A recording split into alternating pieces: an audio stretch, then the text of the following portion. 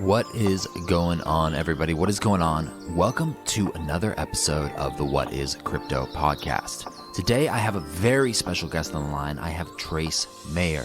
And Trace Mayer is a champion of monetary sovereignty through nonviolent cryptographic means for individuals to protect and preserve their agency and freedom from oppression in a very controversial political battle over money and property rights. Trace hosts the extremely popular Bitcoin Knowledge podcast, where he interviews with the top people in the Bitcoin space, and he also hosts the Proof of Keys celebration every single year. Now, Trace and I sat down today to discuss the importance of owning your own keys. Why is it so important to not leave your cryptocurrency on exchanges where you actually don't own it? Why is it so important to actually claim and identify that you own it via your private keys? Trace and I dive deep into this discussion today, and we had a really fun interview. I really enjoyed Trace. From what I could tell, he's a really, really kind, nice guy, really open about his experience and his knowledge, and we had a really fun time on the podcast. So I appreciate Trace taking the time to come on. And for everybody listening, this is not financial advice. We're not financial advisors. This is strictly for entertainment purposes and education purposes only. And if you want to dive deeper into the conversation on the What is Crypto podcast, you can join us on our Facebook channel or our Twitter channel and ask us any questions you want. Those can be found at whatiscrypto.com. All right, guys, check out the episode. Hope you enjoy it. This is a basic podcast for beginners, so I'm wondering if you can give us a basic overview before we get into a lot of details about cryptography, SHA-256, and some other hashing algos. Yeah, so cryptography is a way that one can use math to protect secrets by creating a cipher, creating a puzzle, you could say. And it's been instrumental all the way from the Caesar cipher to the Jefferson cipher. Thomas Jefferson had a cipher that they would use to distribute secrets during the Revolutionary War. And Diffie and Hellman came up with asymmetric encryption. And that's where you're able to have a public key and have a private key, and you can run the thing you want to encrypt through the algorithm to encrypt it, and then you can decrypt it very easily with the private key. And what this has enabled, or what this has allowed, is all types of applications and uses of cryptography. Everything from like HTTPS to secure our websites, to TLS, to now Bitcoin. And it also changes the economics of violence, because no amount of violence is going to solve a math problem. And now with Bitcoin, you can store capital and protect it with this cryptography. And so it's really allowed people to secure protection at a much lower cost for their assets and for their capital than what was previously available. And cryptography has been instrumental in the destiny of nations. You know, I mentioned the Caesar cipher, I mentioned the Jefferson cipher, but even in World War II, you had amazing changes to the war map, because Alan Turing was able to crack Enigma with his group, and an estimated 14 million Allied lives were saved as a result of, being able to penetrate the German secrets. And so,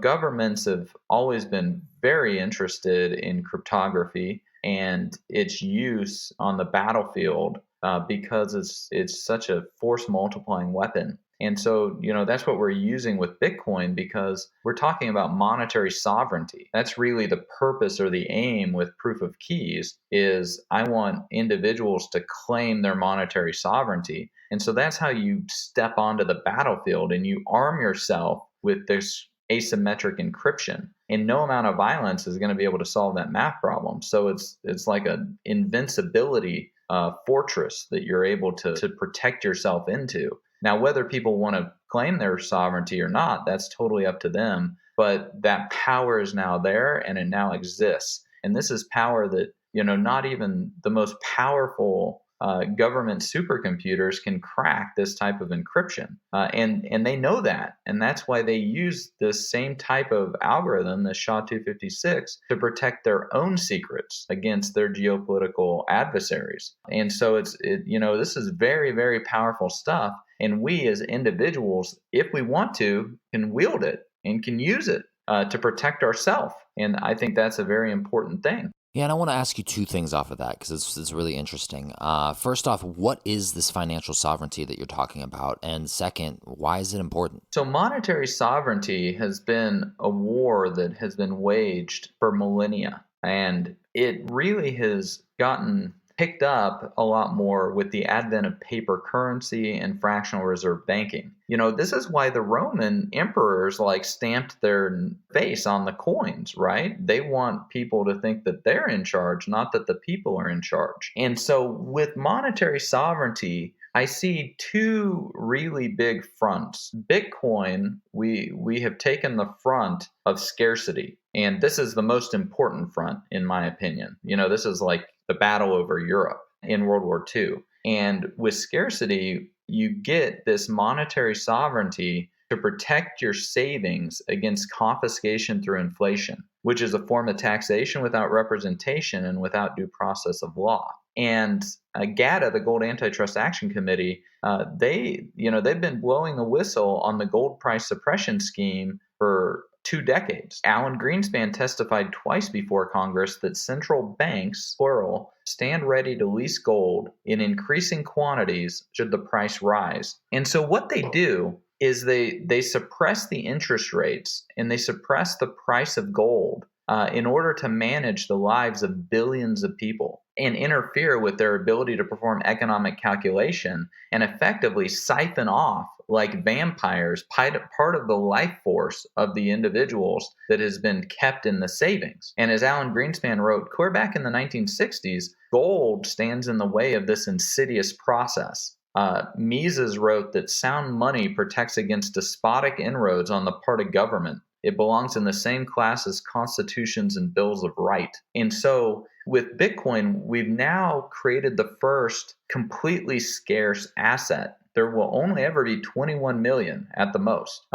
We know exactly how many there are. It's enforced through encryption. We have this massive decentralized computer network that's validating all these transactions and putting them into blocks. The individual can run a full node and validate all the transactions themselves to see whether they're within the consensus rules or not. And then the individual can also hold their own private key or the mathematical ability, the prime number that they need in order to solve the math problem to move the Bitcoins. And what this does is it enables the individual to protect themselves against confiscation through inflation. And this is why the central banks have been fighting so much, and the other political apparatus have been fighting against people's monetary sovereignty, because when they're able to just confiscate through inflation, they can erode all the other checks and balances, because the power of the purse is no longer with the individual where it should be under the Constitution, because we have monetary provisions there. But instead, it's the right to money, instead of vesting with the individual, is vesting with government, or the right to monetary sovereignty. And so, individuals really have to claim this if they want it. And with Bitcoin being cryptography, it's now a freedom of speech issue also, instead of just the money. And so it's a critical thing for people to do this if they want to protect themselves from having their life force siphoned off surreptitiously in this type of a manner. And just to give you an idea of how much they have siphoned off people's life force. My father, when he graduated from college, his first job paid $900 a month, which at the time could buy 25.7 ounces of gold, which is about $400,000 today. Like, why are the college graduates that are coming out only earning like $40,000 to $50,000 a year? They should be earning at least $400,000, if not more.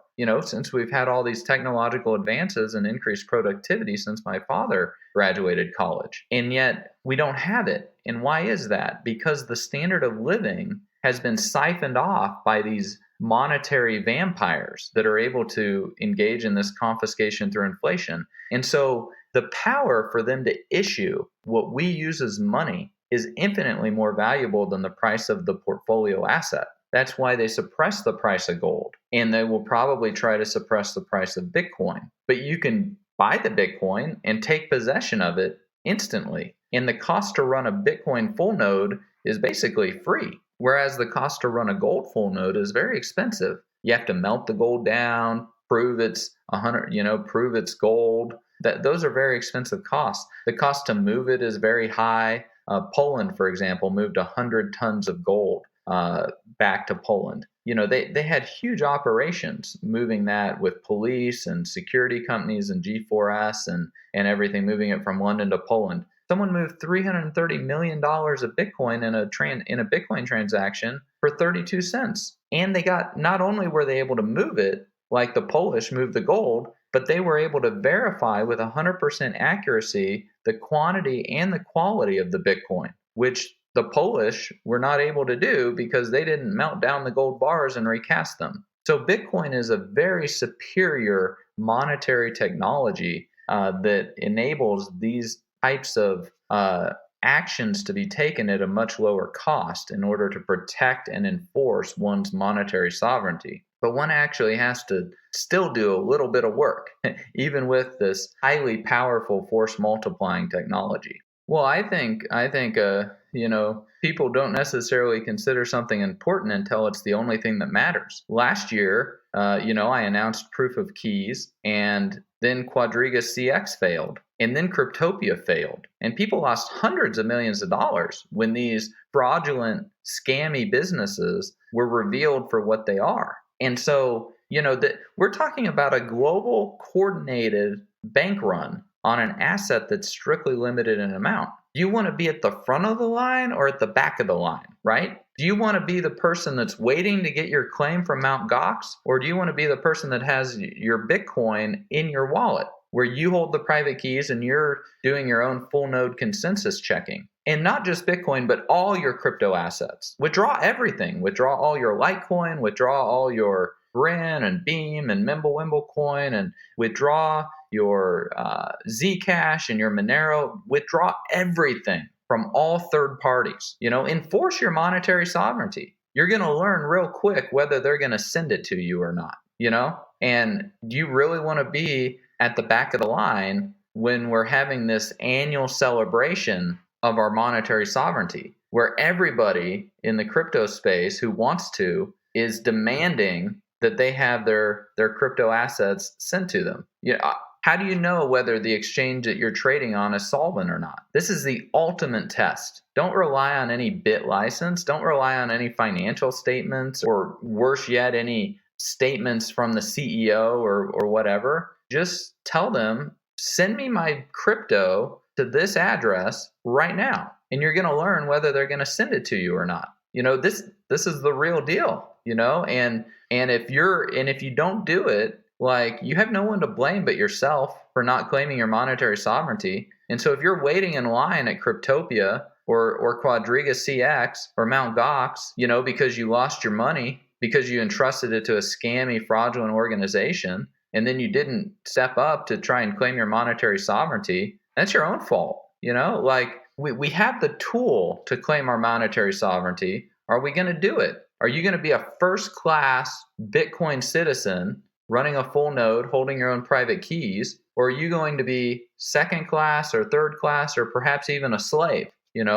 Master-slave relationship in computer science. Are you running the full node, or are you in a slave relationship relying on someone else running that full node? So this is very important, and everybody gets to decide for themselves what they want to do. But it's very risky to not have the human capital and not be putting in the work to figure out how to secure your own private keys and run your own full node.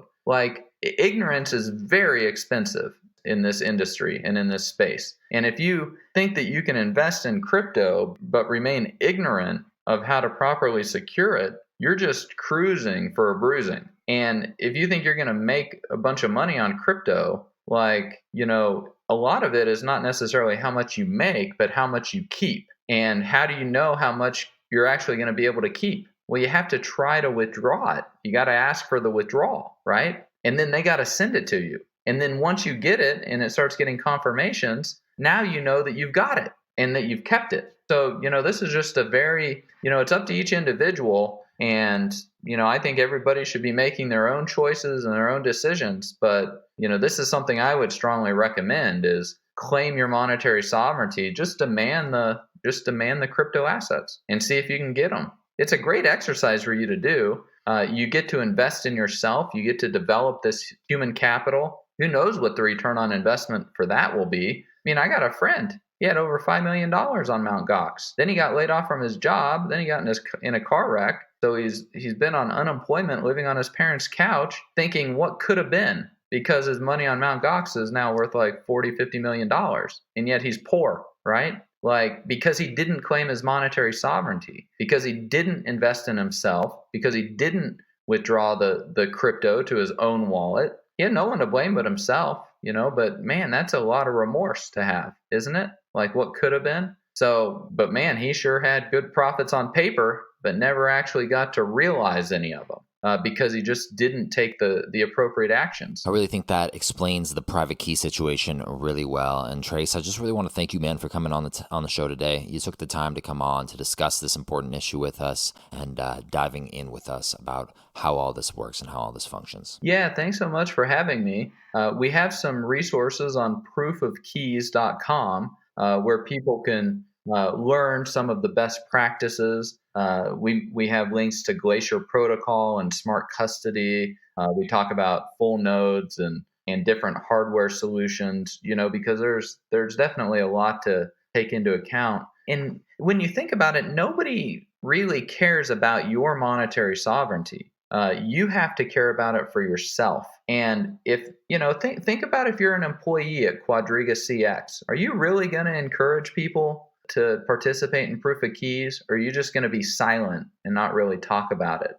So there are a lot of people that make a lot of money lending coins out, fractional reserving on the exchanges, whatever. And so there are a lot of subtle financial forces that are at work trying to keep you ignorant and in the slave position where they're the ones with the keys and they decide whether or not to send the coins around. That's what this is all about. It's very binary.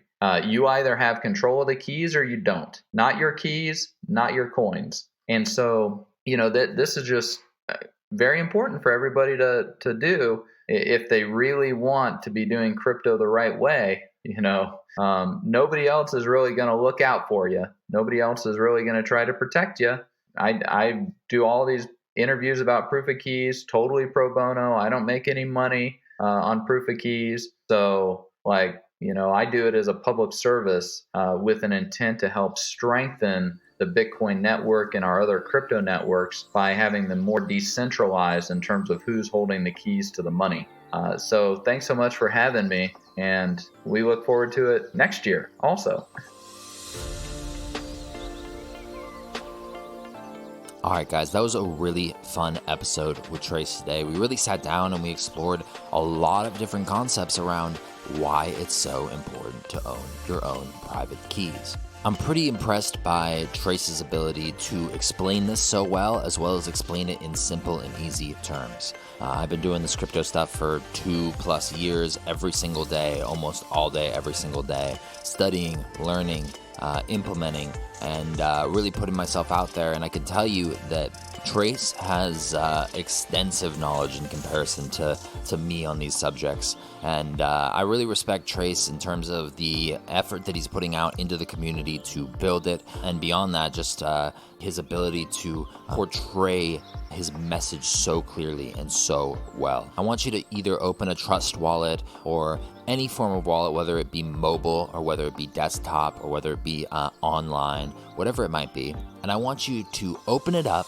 and I want you to learn to manage your own private keys. What do I mean by this? I want you to write down your 24-word passphrase and I want you to put it somewhere safe. I want you to also write it down again, and I want you to put that somewhere safe. It's really, really important to understand how to properly own and keep your keys and your seed phrases highly, highly secure. You can even also do this with your private key if the wallet does give you the private key beyond the seed phrase. You can take that private key and do the same thing that I told you to do with the seed phrase. Write it down, put it in multiple different places where you find them to be safe, where other people won't know about them, but where you will know about them and where you will actually remember them as well, because there's nothing worse than writing down your seed phrase or your private key and forgetting about where you put it. Again, guys, thank you for listening to the What is Crypto podcast. I really appreciate everyone that tunes in, chats with me online, as well as contributes to the community here, asking questions and all of that good stuff. It really, really means a lot to me. And again, guys, if you could leave me a review, a rating on iTunes, a comment on iTunes, subscribe, it would really mean a lot to me and my whole team. We work really hard to put this podcast out and to make it the best that we can be, and we appreciate every single one of you that listen to it every week. All right, guys, we'll catch you in the next episode.